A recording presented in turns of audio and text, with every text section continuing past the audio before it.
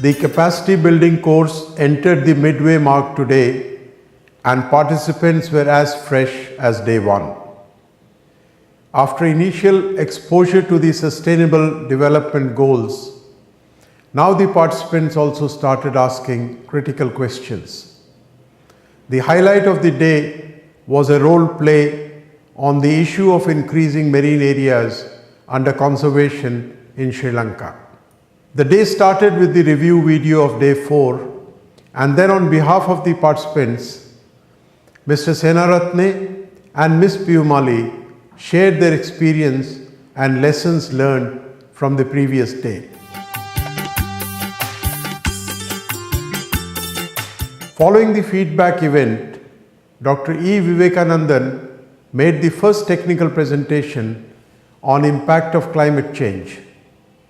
Explaining the causes of climate change and its impacts on marine fisheries and ecosystems, he said that even a very small change in seawater temperature or ocean acidity could have great impact on marine fauna and flora.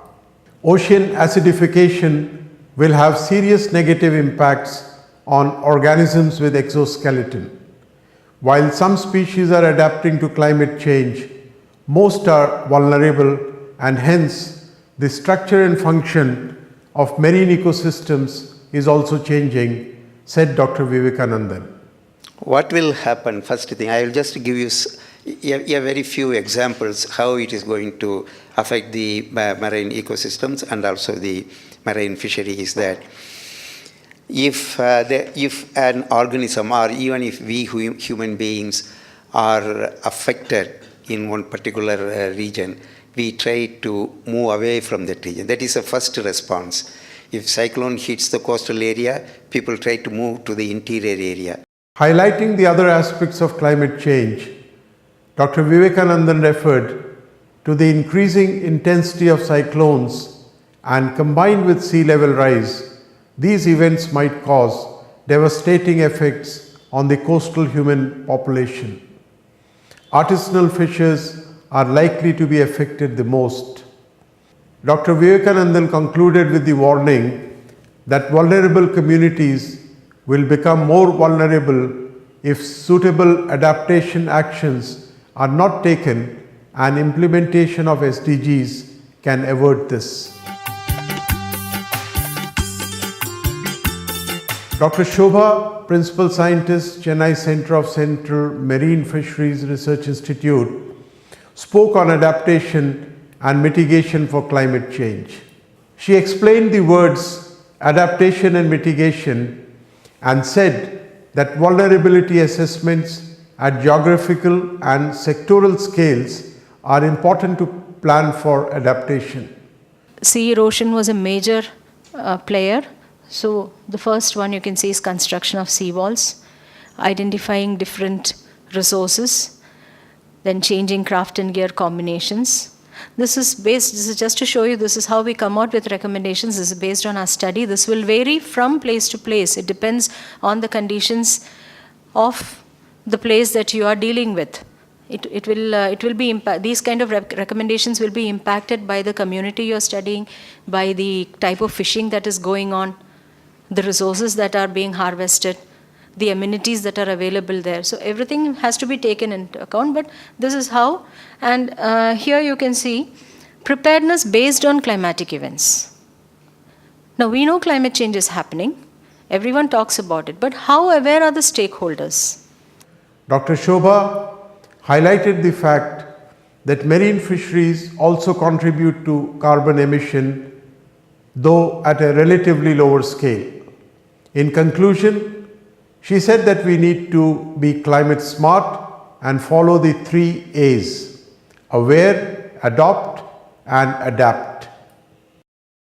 Dr. Vinita Hoon, the next presenter, covered marine protected areas and their management. She explained the need to set up MPAs and about the principles and components of resilience or the ability of a system to maintain key functions and processes in the face of stresses or pressures by either resisting or adapting to change. And so adaptive management is very important because you can have a marine protected area. Sri Lanka has several of them, but and they've been being declared since 1970s, I think, or even earlier, much before the SDG goals have come. But not only in Sri Lanka, I mean almost all over the world, many of these marine protected areas are only paper parks, what we call paper parks, on paper. They are not a reality on the ground, so we need to understand. Following this, the participants were given a group exercise on MPA design and management. The exercise was facilitated by Dr. Uma Ramachandran. The participants split into two groups and worked on one case study each, which involved aspects like the type of MPA, key species, uniqueness, stakeholder involvement, etc. The outcome of the exercise was a better understanding of principles behind effective MPA management. The group work continued until tea break, and then the two groups made brief presentations on their work.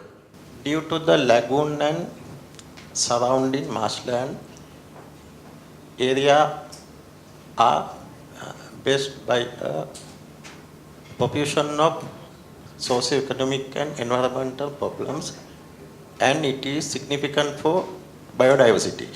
Purpose, mission to protect the area for the nesting endangered turtles. Number 4, key species etc. 3, nesting sea turtles. Number 5, how MPA contribute to nature, economic or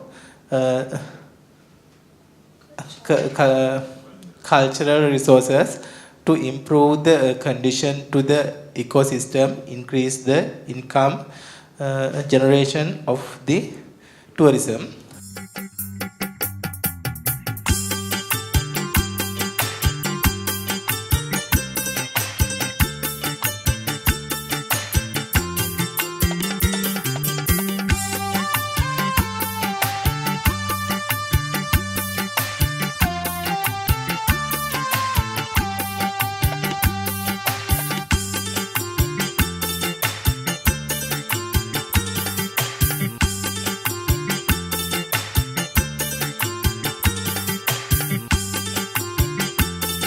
Post tea break, the participants geared up for a role play exercise.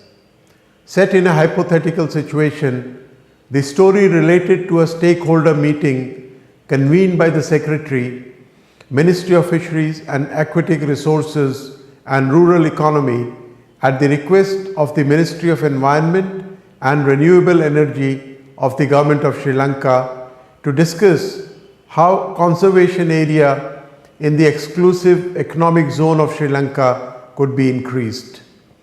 Attended by the staff from Fisheries and Environment Ministries, NGOs working in fisheries and environment sectors, experts and fishers, the objective was to develop a negotiated solution agreeable to all stakeholders.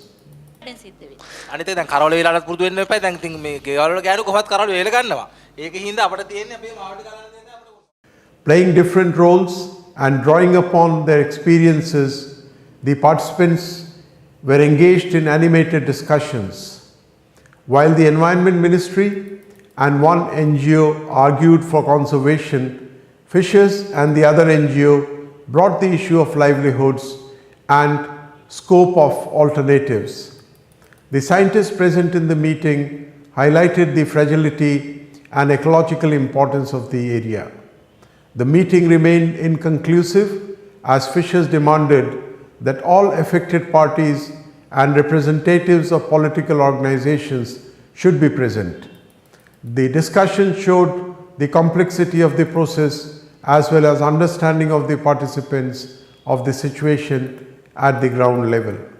Secretary addressed the meeting and gave a brief instruction about the plan and the purpose of the meeting.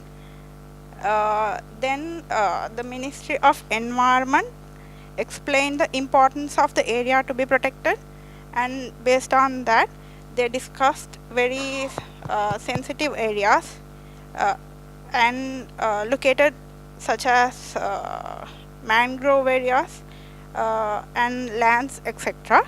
The area has been identified as the main natural breeding area for the shrimp species, and therefore this area has been identified as a highly biodiversity area. So I think with this I will close today's proceedings and see you tomorrow.